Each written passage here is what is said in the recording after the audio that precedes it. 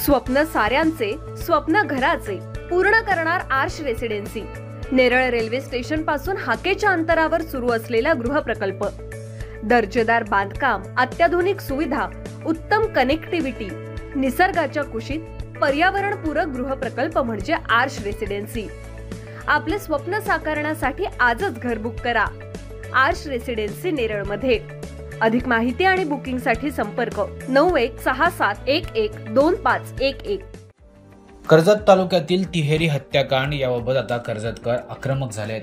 खुनी आरोपीला फाशीची शिक्षा द्या म्हणून मागणी होत असून तसं निवेदन नेरळ पोलीस ठाण्याचे पोलीस अधिकारी शिवाजी ढवळे यांना देण्यात आलं असून जिल्हाधिकारी, जिल्हा पोलीस अधीक्षक आणि उपविभागीय पोलीस अधिकारी यांना देखील हे निवेदन देण्यात येणार आहे।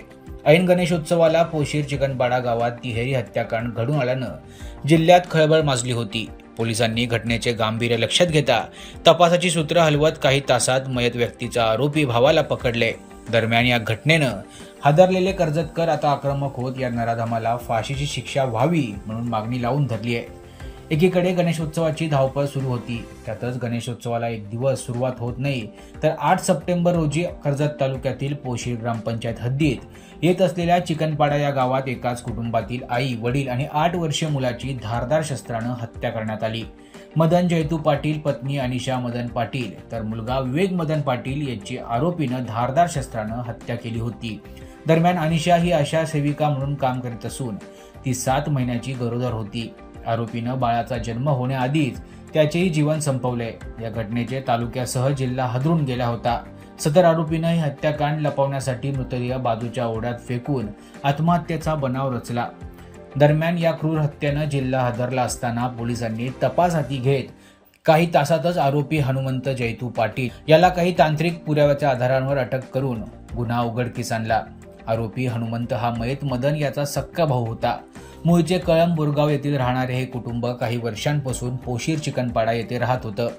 जिथे राहत होते ते घर मदन यांच्या नावावर होते, त्यामुळे याचा वाद 2 भावांच्या मध्ये होता आणि त्यातूनच हे हत्याकांड घडून आलेलं आहे। दरम्यान क्रूर हत्येचे पडसाद सर्वसामान्य नागरिकांच्या मनावर आघात करून गेल्यानं कर्जत तालुका आक्रमक झालाय। यावर नागरिकांनी पुढे येत आरोपीला कठोरात कठोर कारवाई व्हावी म्हणून फाशीची शिक्षेची मागणी लावून धरली आहे। याबाबत आज नागरिकांनी एक निवेदन नेरळ पोलीस ठाण्याचे पोलीस अधिकारी शिवाजी ढवळे यांच्याकडे दिले असून हे निवेदन जिल्हाधिकारी तसंच पोलीस जिल्हा अधीक्षक सोमनाथ घारगे आणि कर्जत उपविभागीय पोलीस अधीक्षक यांना निवेदन देण्यात आले। यावेळी मयत महिला अनिशा मदन पाटील हिचे असलेले माहेर आरडे माले येथील ग्रामस्थांनी देखील यामध्ये सहभाग घेतला असून आई कमला यशवंत भेळे यांनी आरोपीसह त्याची पत्नीला देखील दोषी ठरवत तिच्यावरील कठोर कारवाई व्हावी म्हणून पोलिसांकडे मागणी केली आहे। माझ्या मुलीच्या मागे 2 वर्षे जावचा सल आहे, दिराचा सल होता, पण आता जावली मागे सांगितला 2 वर्षे माझ्या लेकीशी भांडणं केलेली नाही, पण ती नवऱ्याला सांगून आणि भांडणं करायची घरामध्ये।